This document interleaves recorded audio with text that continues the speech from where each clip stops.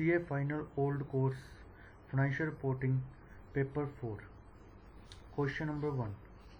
NRPL is engaged in business of design and construction of nuclear reactor that are supplied exclusively to the Atomic Energy Department. The core component of such reactor is outsourced by NRPL from FIL. The sole manufacturer of this item, NRPL wants to gain leadership in the industry and seeks to take over FIL. NRPL estimates that its goodwill in the industry will increase by a minimum of 300 crores. Consequent on acquisition, NRPL has made the following calculation of the economic benefits presently available and that foreseen as results of the acquisition. तो ये acquisition का question है. ऐसा question हमें SFM में देखने में भी आ जाता है.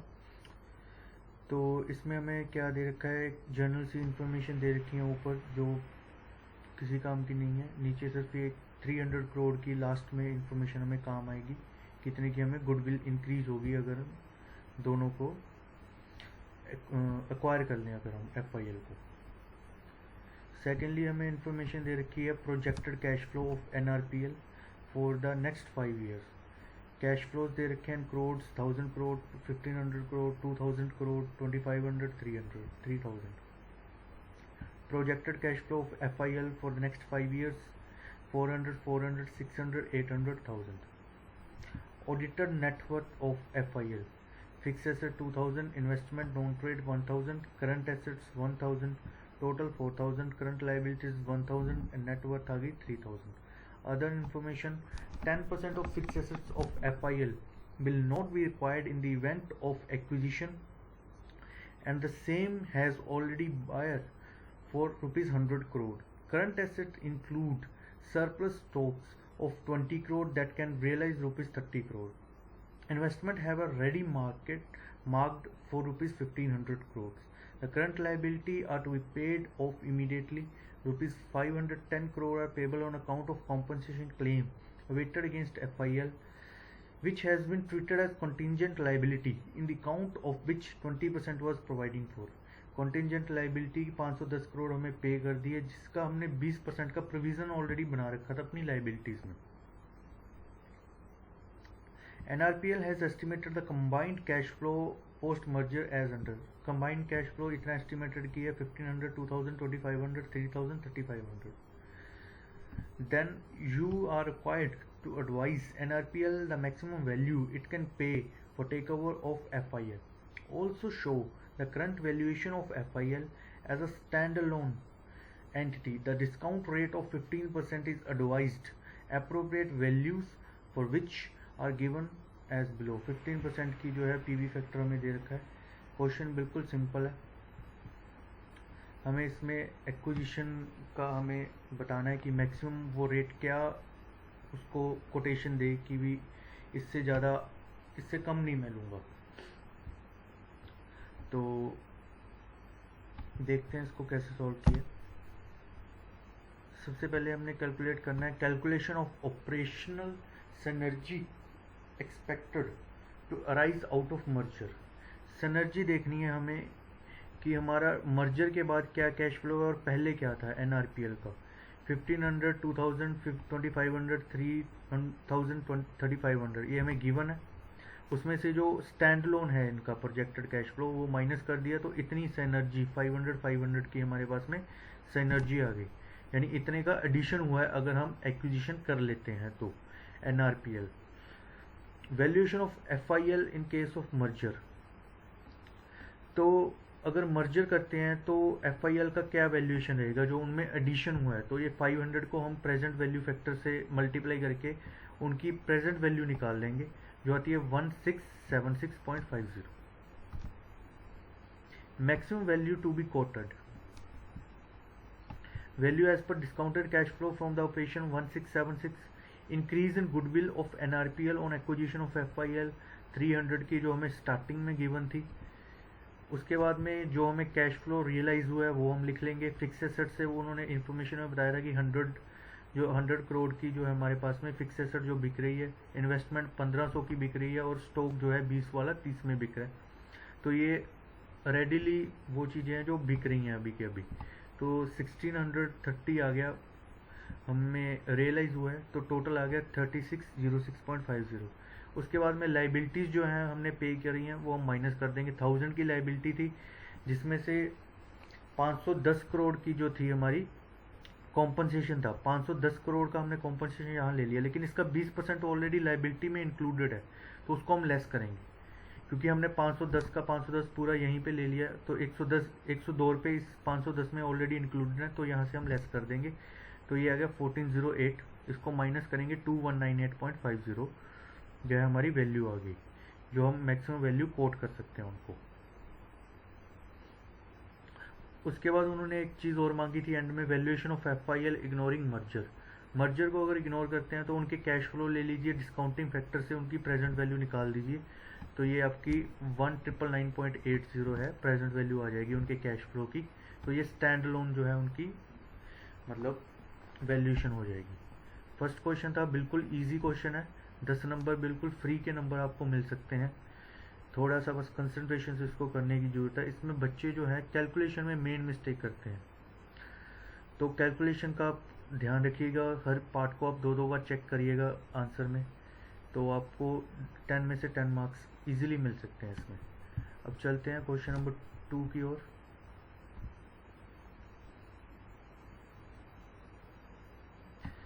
ये ब्रांड वैल्यूएशन से क्वेश्चन है। Z Limited is an FMCG player in the range of men's cosmetic and deals in both branded and unbranded products. The branded products are sold under the brand of Z and are fully outsourced from the third party manufacturer. Okay. The company's unbranded products are manufactured at its own manufacturing unit. The earning for the last 3 years in lakhs are furnished below. Earning before interest and tax from the sale of product आ गया 1500, 7500, 9900. Other income royalty for partial uses of Z brand, ये यहाँ पे आना चाहिए, गलती से misprint हो गया, Z brand यहाँ पे आना चाहिए। अदर इनकम जो रॉयल्टी मिलती है Z brand को, आगे हम किसी को हम रॉयल्टी पे देते हैं हम अपना ब्रांड, तो ये 90 आता है, 135 आता है, 225 आता है। The details of fixed asset employed at the company's manufacturing unit are given below. Manufacturing unit में क्या क्या लगा हुआ है? Tangible fixed assets employed in lakhs 9,000, 10,800, 13,500. Returns before interest and tax on cost of tangible asset 14%, 12%, 14%. Spread over return यानी उससे extra कितना आएगा आपको? 2%, 3% and 3%. The average annual funds used in the company's operation are rupees 5200 lakhs, of which rupees 2800 lakh is in respect of the branded business. Okay. तो average annual funds हैं जो operation में use हो रहे हैं वो 5200 लैक्स हैं, जिसमें से 2800 लाख हम ब्रांडेड बिजनेस के लिए यूज़ कर रहे हैं। कंपनी का टैक्स रेट है 33.33% and as an average cost of fund is 17%। Cost of fund 17% है after considering tax shelter on cost of branded funds. You are required to determine the value of brand Z considering a capitalisation of rate 20%। सीधी सी बात है, हमें profit निकालना है brand से, कितना प्रॉफिट आता है, और कैपिटलाइजेशन का रेट लगा के उसके अपॉन में हमें ब्रांड की वैल्यू मिल जाएगी। तो देखते हैं कैसे प्रॉफिट निकालते हैं। Calculation of EBIT of unbranded products. Unbranded products का हमें ईबिट निकालना है। टेंजिबल फिक्स एसेट्स गिवन थी 9000, 10,800, 13,500। रिटर्न प्लस स्प्रेड जो हमें एक्स्ट्रा मिलेगा, रिटर्न प्लस स्प्रेड कैसे? 16% है, 15% है और 17% है। इसको आप इस पे मल्टीप्लाई करोगे तो एब्सोल्यूट वैल्यू आ जाएगी आपकी 1.1440, 1620, 2295। तो ये हमें अनब्रांडेड प्रोडक्ट्स की जो है ईबिट निकल के आ गई। अब calculation of average earning after tax on branded products. हमें एवरेज अर्निंग आफ्टर टैक्स निकालना है ब्रांडेड प्रोडक्ट का। टोटल ईबिट हमें दे रखा है 5100, 7500, 9900 जो गिवन है क्वेश्चन में। इसमें से हम अनब्रांडेड प्रोडक्ट्स का जो ऊपर निकाला है हमने वो लेस कर देंगे ईबिट, और ब्रांड की रॉयल्टी हम ऐड कर देंगे, ये भी गिवन है हमें क्वेश्चन में।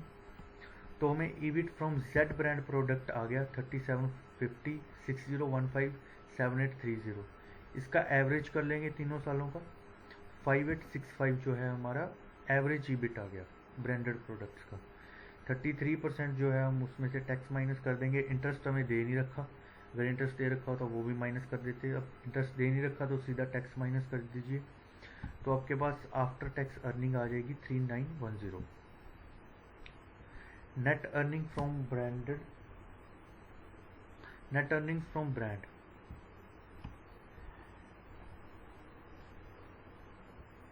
Average post tax earning from branded goods less cost of funds used in brand operation. 3910 जो है आपका एवरेज जो था आफ्टर टैक्स आपके ब्रांड का प्रॉफिट आ रहा था, उसमें से कॉस्ट ऑफ फंड्स 17% गिवन है।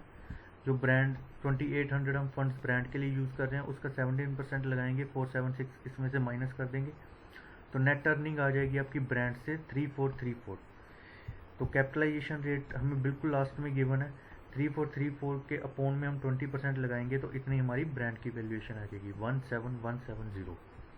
तो बिल्कुल ही सिंपल क्वेश्चन है, थोड़ा सा लेंथी लगेगा आपको मार्क्स के हिसाब से, लेकिन इसी रेंज में क्वेश्चन आता है, और आपकी प्रैक्टिस हो इसी क्वेश्चन की 2 से 3 बार तो आप इजीली इसको कर सकते हो। Question number 3, the majority shareholders of MSL Limited desire to sell their holdings to influx funds. The following information has been provided by MSL Limited. Equity and liability, 12,000 equity shares of 100 each. Journal reserves, profit and loss account, current liabilities, assets, tangible assets, intangible assets, goodwill, current assets में inventory, other current assets, total आ गया अपना। Then they have given information. The valuation of tangible asset has been done by a professional valuer and increase of 10% in year 2018-19 and 2019-20 and 12.5% in 2020 and 21 is the estimated over the book value. हमें book value के ऊपर से लेनी है जो भी इनकी percentages दे रखी है रिस्पेक्टिव ईयर्स के according. The inventory have been valued at rupees 6.32 lakhs as on 31st March 2019, rupees 8.47 lakh as on 31st March 2020 and rupees 10.68 lakhs as on 31st March 2021. The company has charging depreciation at a rate of 10%. The balance of profit and loss account and journal reserve on 1st of April 2018 was rupees 2.18 lakhs and rupees 4.25 lakhs respectively. Tax rate was 30% in all the years. The goodwill shall be revalued based on 4 years purchase of average super profit of last 3 years. The normal expectation in the industry is 10%. Calculate the fair value of shares of MSL Limited. तो ये question वैसा ही है जैसे +2 में हम partnership में valuation करते थे, उसी तरह से अब हमें कंपनी की वैल्यूएशन करनी है। प्रोसीजर सारा ऑलमोस्ट सेम है। Let's see how to solve the sum. First of all we will moving toward working notes. Working notes are there. Value of tangible asset for the purpose of calculation of capital employed. Tangible asset की value कैसे निकालनी है? Tangible asset as per balance sheet 12, 13, 14 10% 18-19 में increase था, 19-20 में भी 10% increase था और 12.5% 2021 में इंक्रीज था। तो इसको हम ऐड कर देंगे। उसके बाद में एडिशनल डेप्रिसिएशन, जो एडिशन की वजह से हमें एडिशनल डेप्रिसिएशन 10% वो इसमें से लेस करनी पड़ेगी।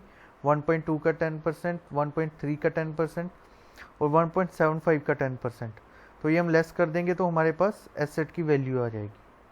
तो इसको हम ऊपर लिख देंगे हमें जब हम अपनी कैपिटल एम्प्लॉयड की वैल्यू निकाल रहे हैं।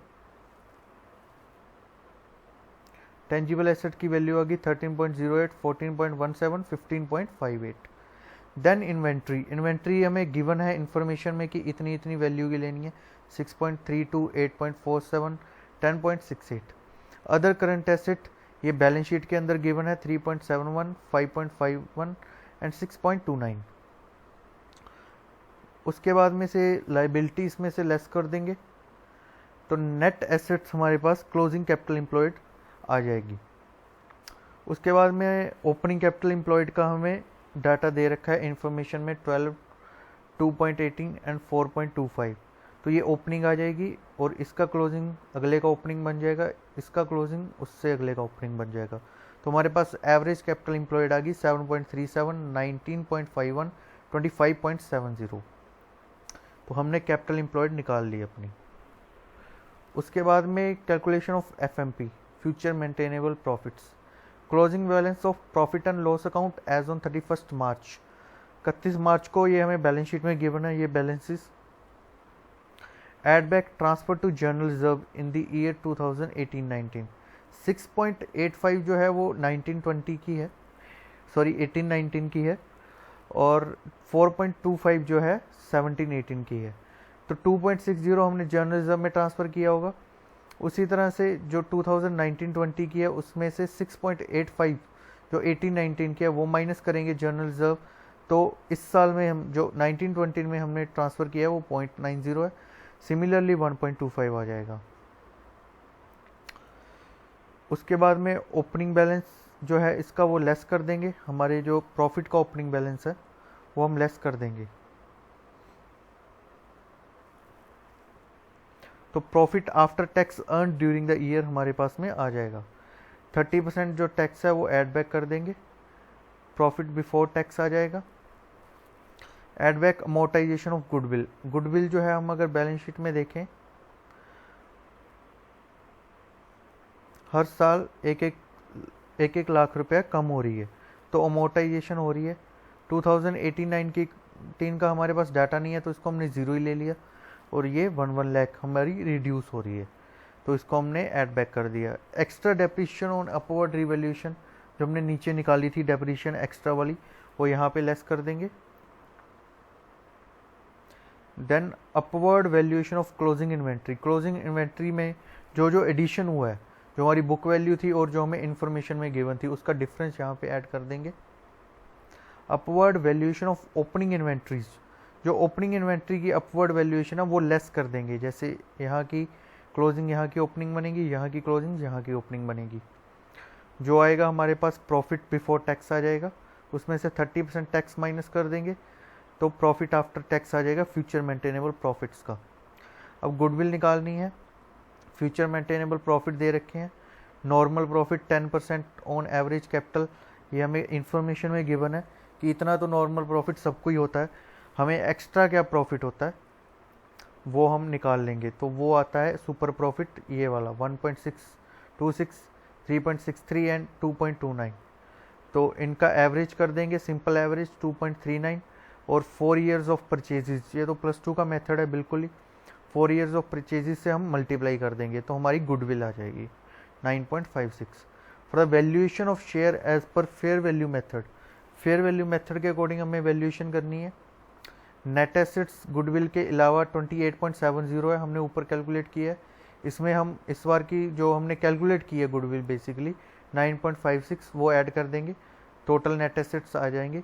12,000 शेयर्स हैं हमारे पास में, और 38,26,000 आएगा, ये 22 मिसप्रिंट हुआ है यहाँ पे। 38,26,000 डिवाइडेड बाई 12,000, तो ये हमारा शेयर का प्राइस आ गया, एक शेयर का बुक वैल्यू प्राइस आ गया। Valuation of equity share on yield basis, yield basis से कैसे निकालते हैं? फ्यूचर मेंटेनेबल प्रॉफिट का एवरेज कर लो, जैसे ये किया हुआ है 3, 5.58, 4.86 डिवाइडेड बाय 3। उसके बाद जर्नल रिजर्व में हमने जितना ट्रांसफ़र किया था ऊपर कैलकुलेट किया 2.60, 0.90, 1.25, उसका एवरेज, उसको लेस कर देंगे। Profit available to equity shareholders 2.90, capitalisation value of the profit 10%, 2.90 का 10% डिवाइड करेंगे तो 29 हमारी वैल्यू आ जाएगी। उसको 12,000 शेयर्स से हम डिवाइड करेंगे, 241.67 एक शेयर की प्राइस आ जाएगी। इनका एवरेज ले लेंगे जो सबसे पहले निकाला था फेयर वैल्यू मेथड से, और दूसरा ये इक्विटी वाले मेथड से 241.67, इनका एवरेज कर लेंगे 280.25 पर शेयर आ जाएगा हमारा वैल्यू। वर्किंग नोट्स हमने देख लिए थे। अजम्पशंस इन्होंने क्या ले रखी हैं, original cost of goodwill is assumed to be 6.3 lakh only, however this goodwill has no relevance in future, therefore it is non-recurring item, hence while computing future maintainable profits the amortization of goodwill has been revert back. Okay, तो ये assumption है हमारी। Since every year transfer to general reserve was made, so we have also made the necessary adjustment while calculating the profit available to equity shareholders. However, from the information given in the question, it was clear that no fixed amount has been transferred to the general reserve every year. Therefore, in the absence of the information, transfer to general reserve has been taken as an average of transfer of 3 years. तो simple है, बिल्कुल ही पढ़ने से पता चलती है। Let's moving toward question number 4. Let's see how to solve the question number 4. For 7 companies whose financial year ended on 31st March 2020, the financial statements were approved by their approving authority on 15th of June 2020.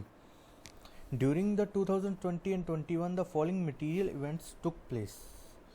तो 31 मार्च 20 को year and हो रहा है और 15 जून को जो है statements approve हो रही हैं। ये इन इंडिपेंडेंट केसेस हमको दे रखे हैं, उन इंडिपेंडेंट केसेस के बेस के ऊपर हमें अपने आंसर्स देने हैं। तो ये 4 नंबर का क्वेश्चन आएगा आपको 7th में बेसिकली देखा जाता है। 7th क्वेश्चन जो होता है उसमें ऐसे पार्ट आते हैं हाफ ऑफ मार्क्स के, तो इसमें आपको कोई प्रोविज़न नहीं लिखना, टू द पॉइंट 2 या 3 लाइन में आपको इसका आंसर देना होता है।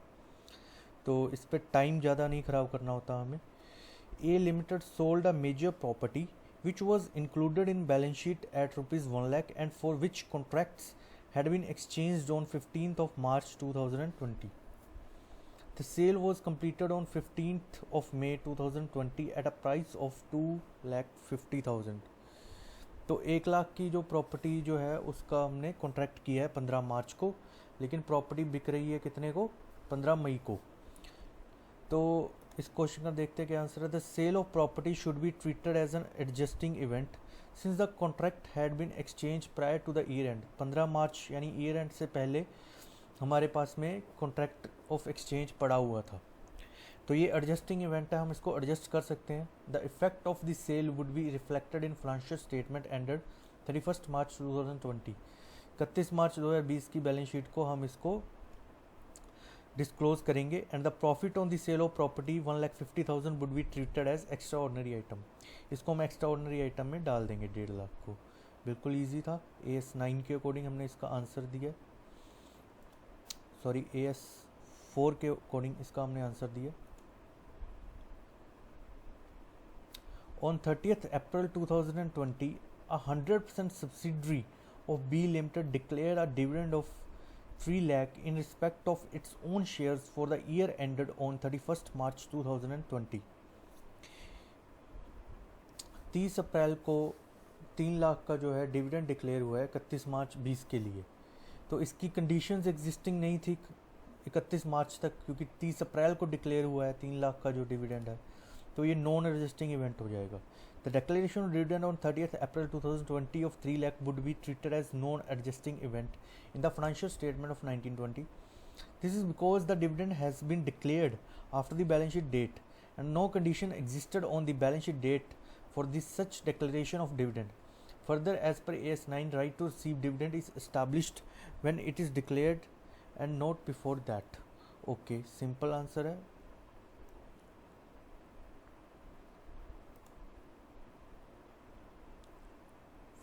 On 31st May 2020, the mail order activities of C Limited, a retail trading group, was shut down with closure cost of amounting 2.5 million.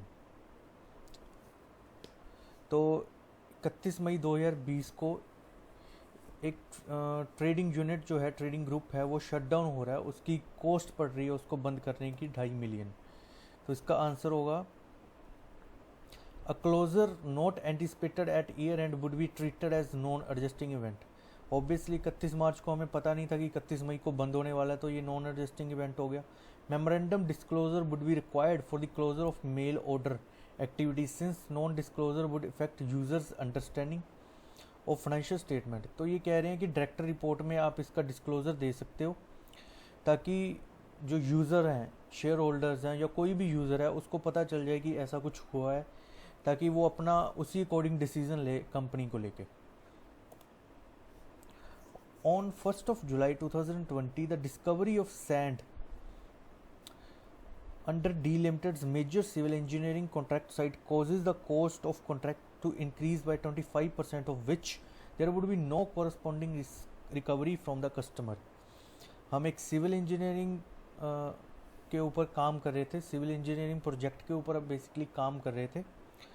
तो 1 जुलाई 2020 को क्या हुआ, वहाँ से मिट्टी निकली, तो उसको मिट्टी को खोदने की जो कॉस्ट है वो 25% जो कॉस्ट आई वो हमारे टोटल प्रोजेक्ट की 25% एक्स्ट्रा होगी, जो कस्टमर कह रहा है कि मैं नहीं पे करूँगा।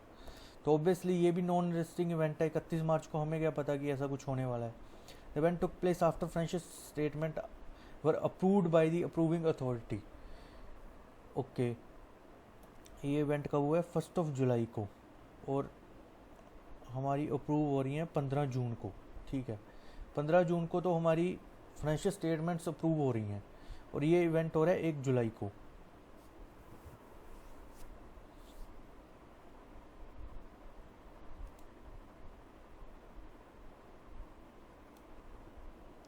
The event took place after the financial statement were approved by approving authority and it is thus outside the preview of AS4।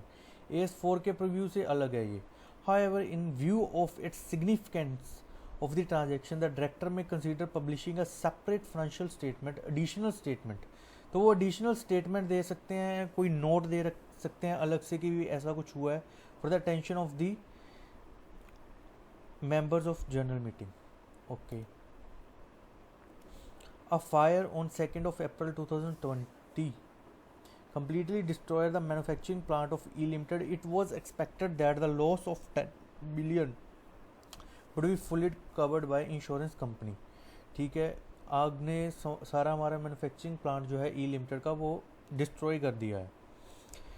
तो ये उम्मीद है कि जो लॉस हुआ है 10 मिलियन का, वो फुली इंश्योरेंस कंपनी के द्वारा फुली कवर करके दिया जाएगा। तो ये भी नॉन एडजस्टिंग इवेंट हो जाएगा।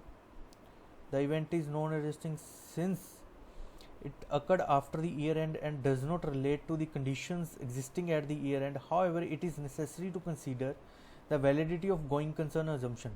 तो इस हमारा मैन्युफैक्चरिंग प्लांट जो है डिस्ट्रॉय हुआ है, तो इससे हमारा गोइंग कंसर्न इफेक्ट हो सकता है, having regard to the extent of insurance cover.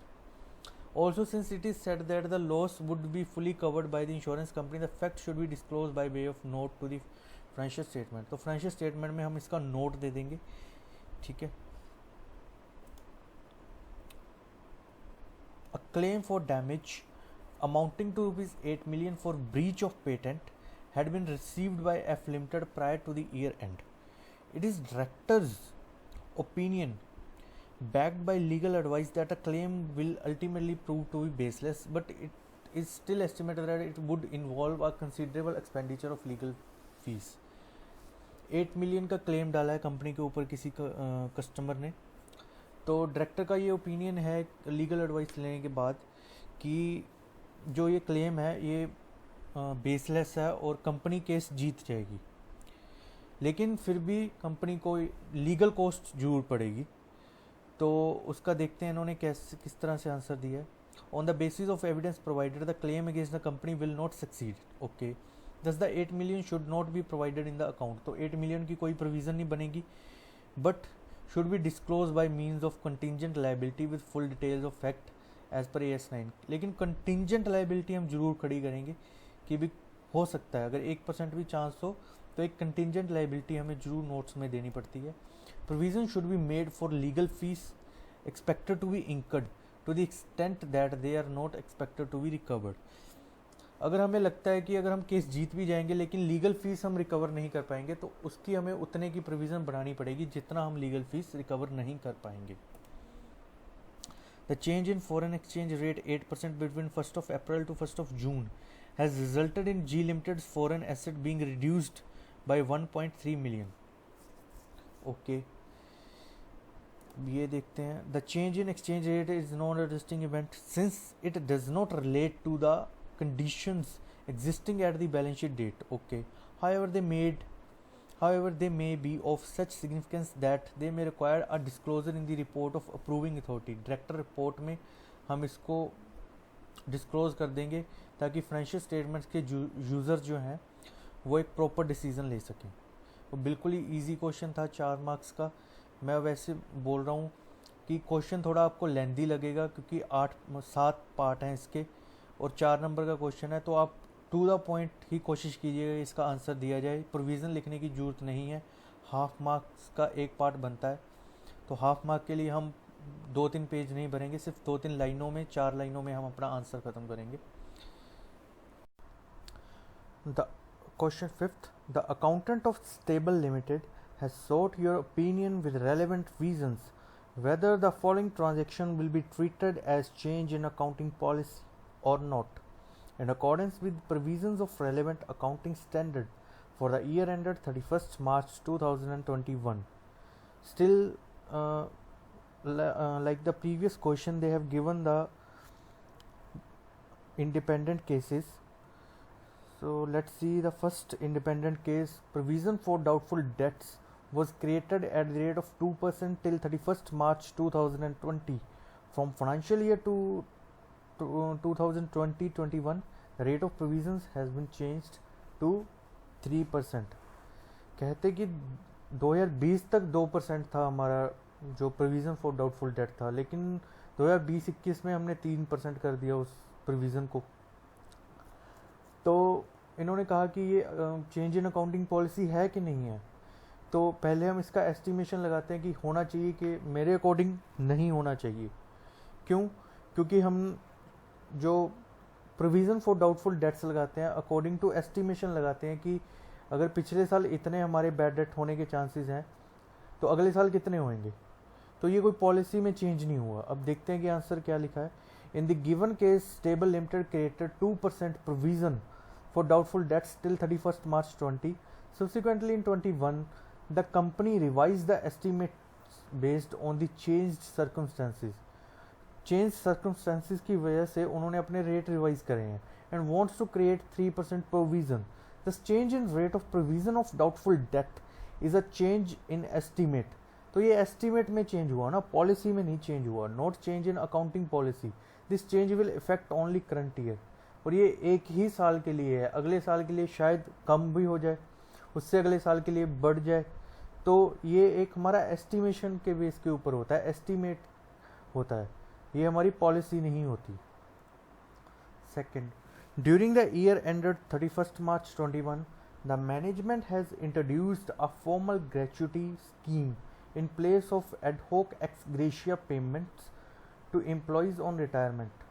तो उन्होंने 31 मार्च 21 के लिए फॉर्मल ग्रेच्युटी स्कीम उन्होंने जो है इंट्रोड्यूस करी है ad hoc gracious payment to employees on retirement के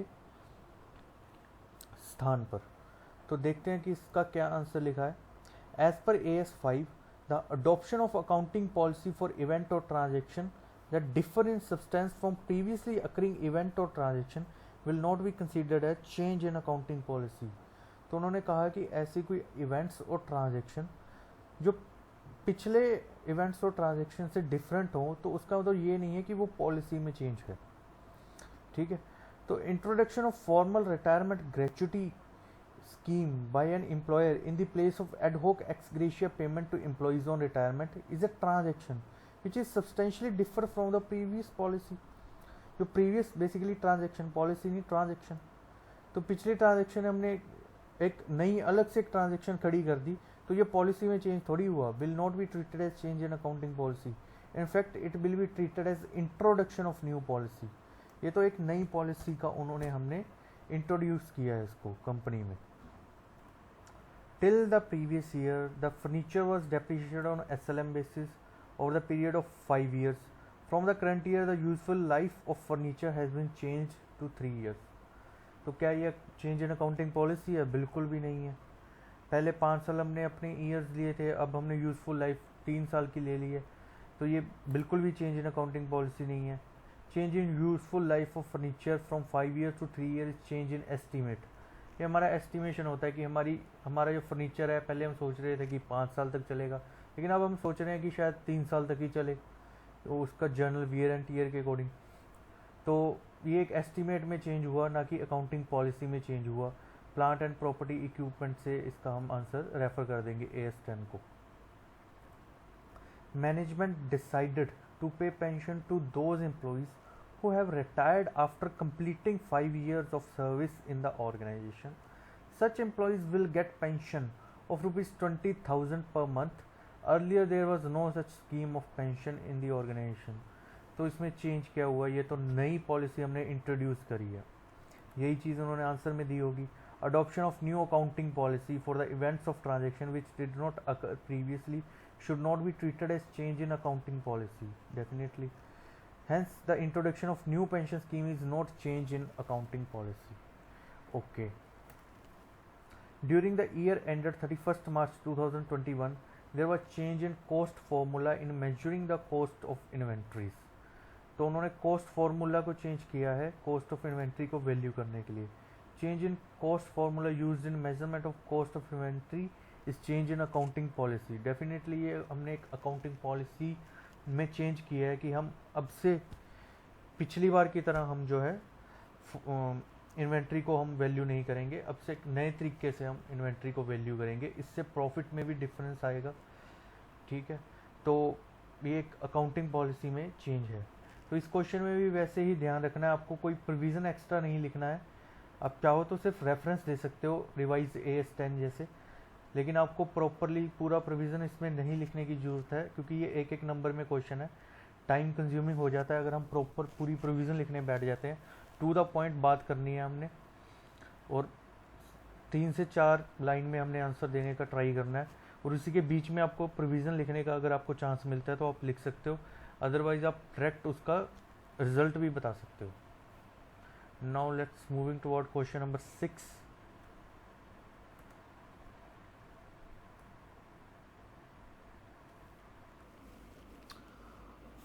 How will interest be capitalized when qualifying assets are funded by borrowing in the nature of bonds that are issued at discount? X Limited issued in year 1 a 3-year 10% per annum interest paid annually bond with a face value of rupees 1 lakh at a price of 90,000 to finance a qualifying asset which is ready for intended use at end of the year 2. Compare the amount of borrowing cost to be capitalized if the company uses for amortization of discount, straight line basis or effective interest rate method by applying 14.33% of EIR. तो question बिल्कुल ही simple है। Borrowing cost AS 16 में से है। एक हमने bond issue किया discount पे, 1 लाख का बॉन्ड था, 90,000 पे इशू किया, 10% का रेट ऑफ इंटरेस्ट है 3 साल के लिए। तो 2 साल के अंदर जो हमारी एसेट है जिसके लिए लोन लिया वो कंप्लीट हो जाती है, तीसरे साल में हम उसको यूज़ करते हैं, रेडी टू यूज़ है वो तीसरे साल में, और उसको हम यूज़ करते हैं। तो हमने बताना है कि कितना हमने पैसा उसमें जो है कैपिटलाइज करना है और कितना एक्सपेंस बुक करना है, कौन से पीरियड में करना है, स्ट्रेट लाइन बेसिस पे कैसे करना है, और इफेक्टिव इंटरेस्ट रेट दिया हो तो कैसे करना है। Let's see answer number 6। सबसे पहले इन्होंने इंट्रोडक्शन दे रखी है, वही बातें कि जब तक आप जो पहले तो इन्होंने बताया है कि जो बोरिंग कॉस्ट है, पहले पैरे में इन्होंने बताया बोरिंग कॉस्ट जो होती है उसके अंदर आपका डिस्काउंट भी ऐड होता है इंटरेस्ट के साथ में, वो सारी आपकी बोरिंग कॉस्ट होती है। तो आपको इसी तरह से इंट्रोडक्टरी पैरा में ऐसी चीज़ें लिखनी है कि आपका जो डिस्काउंट पे आप अगर इशू करते हो तो वो भी डिस्काउंट भी आपका जो है बोरिंग कॉस्ट में इंक्लूड होता है। पैराग्राफ सेकंड पैरा में लिखा है paragraph 6 of the statement inter alia states that the boring cost that are directly attributed to the acquisition construction production of qualifying asset should be capitalise as a part of the cost of the asset. ये पता नहीं क्या लिखा है qualify जी asset वगैरह, तो इसका मतलब यही है कि जो क्वालिफाइंग एसेट होती है जब तक मतलब रेडी टू यूज़ ना हो जाए तो उसका जो इंटरेस्ट होता है, जो हमारी बोरिंग कॉस्ट होती है, वो हम उसमें कैपिटलाइज करते हैं। Further paragraph 19 states that the capitalisation of borrowing cost should cease when substantially all activity necessary to prepare qualifying asset for intended use of sale are complete, thus only that portion of amortized discount should be capitalized as a part of the cost of qualifying asset which relates to a period during which acquisition production of the asset takes place। सही है, मतलब जब वो तैयार हो जाती है तो हम उसको एक्सपेंस में लेने लग जाते हैं, तब हम कैपिटलाइज नहीं करते हैं।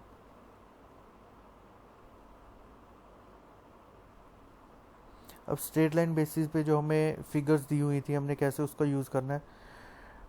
1 लाख का लोन था, 10% के हिसाब से हर साल हम 10,000 का इंटरेस्ट पे करेंगे। जो हमारा अमोर्टाइजेशन था, अमोर्टाइजेशन कैसे करते हैं, 1 लाख का लोन था, 90,000 पे इशू हुआ था, 10,000 का अमोर्टाइजेशन है। 3 साल का पीरियड है, तो हर साल 333 का जो है हम अमोर्टाइजेशन करते जाएंगे। तो हर साल की जो हमारी टोटल बोरिंग कॉस्ट आ जाएगी 13,333। ये हर साल की हमारी बोरिंग कॉस्ट आ जाएगी। Then in the above case the amount of borrowing cost capitalise would be 13,333 in year 1 and year 2। 2 सालों के लिए हम इस कॉस्ट को कैपिटलाइज करेंगे 13,333 की। The boring cost of third year 13,334 incurred in third year would be expensed. इसको हम एक्सपेंस में बुक करेंगे क्योंकि हमारी मशीन जो है रेडी टू यूज़ हो गई है, तो अब हम उसमें कैपिटलाइज नहीं कर सकते according to AS 16 since the asset is ready for its intended use and at the end of year 2। The boring cost of 13,334 incurred in the year 3 would be expense since the asset is ready for intended use. वही बात 2 बार इन्होंने लिख दी है। अब देखते हैं EIR method से इन्होंने कैसे सॉल्व किया है। The effective interest rate method is a method of calculating amortization using the effective interest rate for financial asset or financial liability. Okay. The effective interest rate is a rate where exactly discounts that expected stream of future cash payments through maturity to current net carrying amount of the financial asset of financial liability. The computation should include all fees paid or received between parties to contract. The effective interest rate is sometimes termed the level yield to maturity and is the internal rate of return of the financial asset or financial liability for the period. Okay. Basically ये यही बताया है कि जो effective interest rate method है उसको कैसे हम करते हैं, उसकी अमोर्टाइजेशन मतलब किस प्रकार से होती है। तो देखते हैं कैसे। ये हमें पैरे से ज़्यादा हमें कैलकुलेशन में ज़्यादा समय में आएगा ये पार्ट। 90,000 का जो है ओपनिंग कॉस्ट है हमारा, उसके ऊपर हम 14.33% जो है हमारी परसेंटेज लगा देंगे EIR वाली, तो हमारी बोरिंग कॉस्ट आ जाएगी 12,897। इंटरेस्ट हमारा हर साल का 10% है, 1 लाख के ऊपर 10,000। तो हमने अमोर्टाइजेशन बेसिकली जो हमारा डिस्काउंट है वो कितना बुक करना है 2897। तो हमने अमोर्टाइजेशन के अकॉर्डिंग जो हमारा क्लोजिंग कॉस्ट आ जाएगी वो 92,897 की आ जाएगी। उसके ऊपर हमने 14.33% लगाना है, तो टोटल आ जाएगा 13,312। 10,000 का इंटरेस्ट है, 3,312 जो है हमारा अमोर्टाइजेशन आ जाएगा। इसको हम 92,897 में ऐड करेंगे, 96,209 आ जाएगा। उसके ऊपर हमने फिर से 14.33% लगाना है, तो तीसरे साल का आ जाएगा 13,791। 10,000 का इंटरेस्ट है, 3,791 जो है हमारी अमोर्टाइजेशन है। टोटल 1 लाख का क्लोजिंग कॉस्ट आ जाएगा। तो ये हमारे इस तरह से हमने अमोर्टाइजेशन करनी है।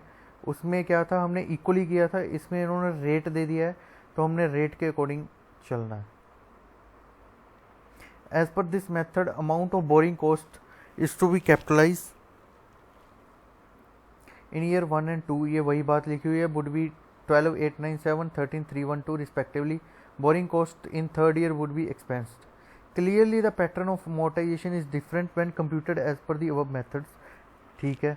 However, at the effective interest rate method captures yield altering nature of the discount premium more appropriately.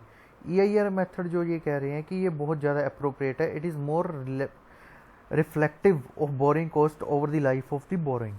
Okay, now let's moving toward the question number 7.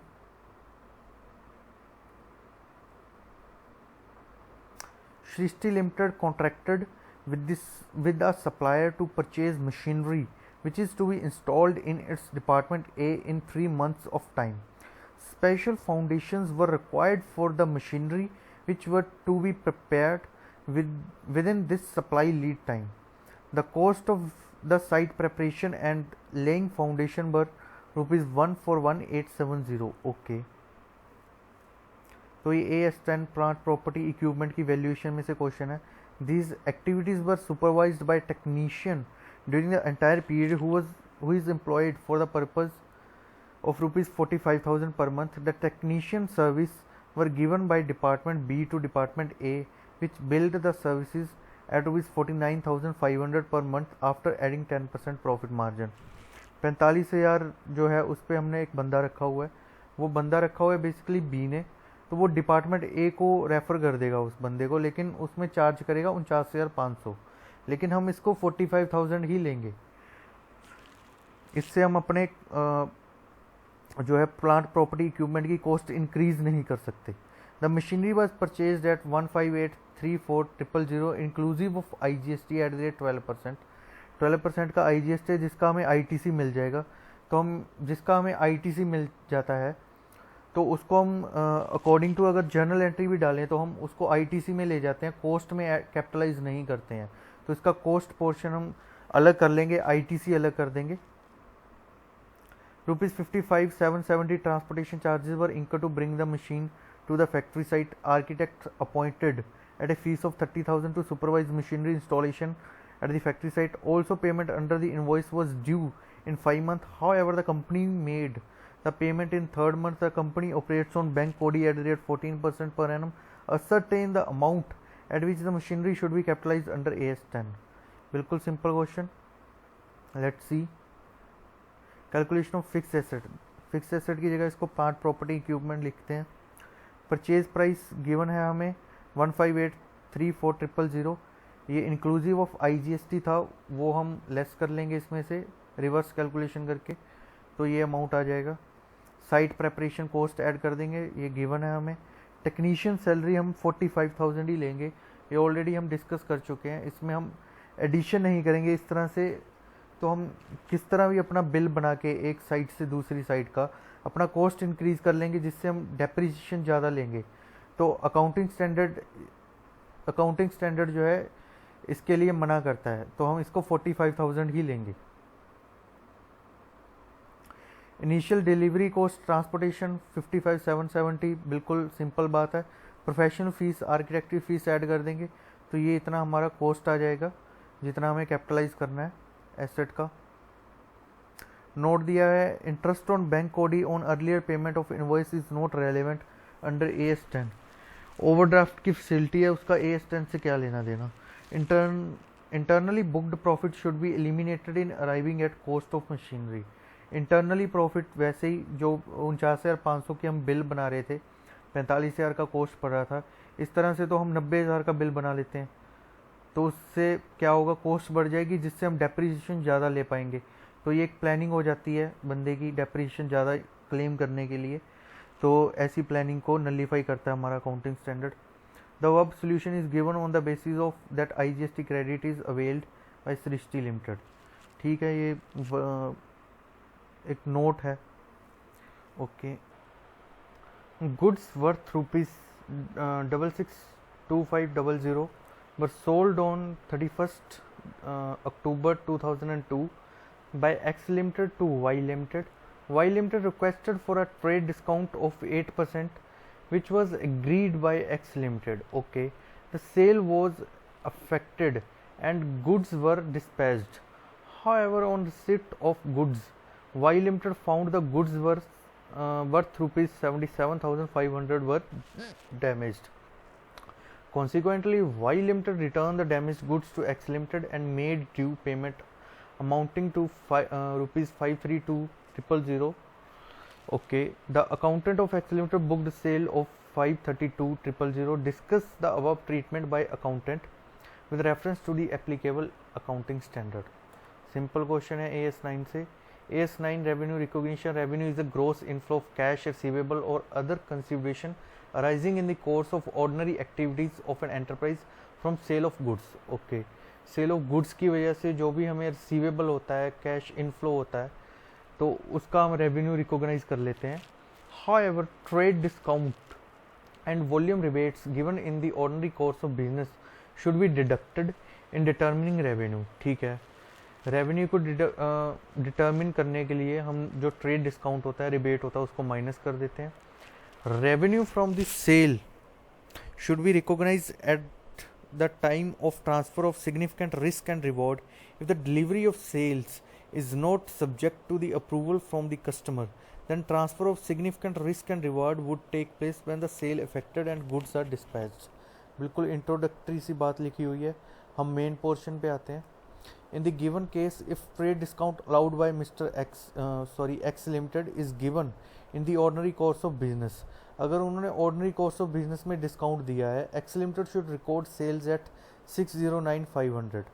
तो हमने आफ्टर डिस्काउंट देने के बाद ही हमें अपनी सेल बुक करनी चाहिए. और goods return worth rupees 77,500 are to be recorded in the form of sales return. सही है, अगर वो ऑर्डिनरी कोर्स ऑफ बिजनेस में है. However, when trade discount allowed by X Limited is not in the course of ordinary course of business, क्योंकि ये दूसरी party ने मांग के लिया है, ऑर्डिनरी कोर्स सबके लिए नहीं है, ये मांग के लिया और वो मान गए हैं, तो ये ऑर्डिनरी कोर्स ऑफ बिजनेस के लिए नहीं है. X limited should record the sale at gross value of 662500. तो उन्हें ओरिजिनल वैल्यू पे ही सेल्स रिकॉर्ड करनी चाहिए. Discount of 53,000 in price and return of goods 77,500 are to be adjusted by suitable provisions. इन दोनों की हमें प्रोविज़न बनानी चाहिए अकॉर्डिंग टू हमारा accounting standard. X limited might have sent the credit note of rupees 130500 to Y limited. वो Y limited को इतने का क्रेडिट नोट भेजेगा to account of these adjustments. In both the cases contention of accountant to book the sales of 532,000 is not correct. दोनों अगर मान लो हमारे दोनों भी केस बनते हैं तो भी 532 सीधा बुक करना सही नहीं है. अगर पहले वाला केस बनता है तब भी उसको सेल्स रिटर्न तो अलग दिखानी ही पड़ेंगी. Question 9. The following information is available for zinc limited for year ended 2021. Raw material closing stock 700, cost price 35 per unit, replacement cost 20 per unit. Okay, finished product FP1 FP2, production 3000 1600 units, closing stock 500 300, material consumed 3,20,000. ये jointly है दोनों के लिए, FP1 और FP2 के लिए. direct labor 1,60,000, direct expenses 78,000. fixed overhead for year was 95,000, which includes ground rent of rupees 15,000. Godown is used for storing finished products. ठीक है. Beside two main products, 1,000 units of byproduct also emerged in the production process, which was sold at rate 12 per unit after incurring an expense of 2,500. Okay, rupees 4,800 was realized for sale of scrap. The average market price of FP1 is 160 per unit, FP2 is rupees 100 per unit. Calculate the value of closing stock of zinc as per AS2.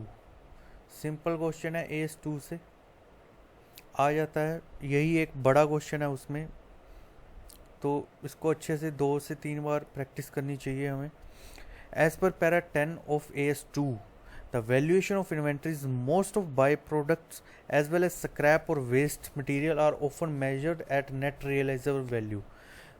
Obvious बात है, जो हमारा scrap होता है उसको हम कोई realisable value से अबव करने का बिल्कुल भी फ़ायदा नहीं होता, तो उसको जितने पे वो रियलाइज होता है उतने पे ही हमें वैल्यू करना चाहिए। And this value is deducted from the cost of main product, और मेन प्रोडक्ट की कॉस्ट में से इसको लेस कर देना चाहिए, क्योंकि उसको बनाने में ही ये हमें कॉस्ट को कम करता है, ये जो स्क्रैप होता है और बाय प्रोडक्ट होता है। Calculation of net realisable value of by product. Selling price of by product given है 1000 यूनिट्स, 12 रुपये की बिकेंगी 12,000 में, और इनको बेचने की जो कॉस्ट आएगी, बनाने की basically cost, separate processing charges जो हैं 2500 रुपये वो लेस कर देंगे, तो 9500 जो है हमारी बाय प्रोडक्ट की कॉस्ट आ गई। Calculation of cost of conversion for allocation between joint product FP1 and FP2। Raw material consumed 3,20,000 given है, 160 गिवन है, direct labour direct expense given है 78,000, फिक्स्ड ओवरहेड्स गिवन है 15,000 जो है हमारा रेंटल का है वो हम लेस कर देंगे, तो 80,000 आ गया। 638 जो हमारी टोटल कॉस्ट ऑफ प्रोडक्शन आ गई। Less NRB of by product 9500 ऊपर हमने कैलकुलेट किया है, स्क्रैप को लेस कर देंगे 14,800, तो हमारी जॉइंट कॉस्ट आ गई FP1 और FP2 की 623,700। अब हम इनको एलोकेट कर देंगे। एलोकेट कैसे करेंगे? जितना हमने आउटपुट किया है इन यूनिट्स का 3000 1600, उनके सेल प्राइस से मल्टीप्लाई कर दो, जो उनकी रेशो आती है उतने में उनकी कॉस्ट को एलोकेट कर दो, और कॉस्ट पर यूनिट जो आएगी वो आएगी इसको डिवाइड कर देंगे 3000 से, C डिवाइडेड बाय A।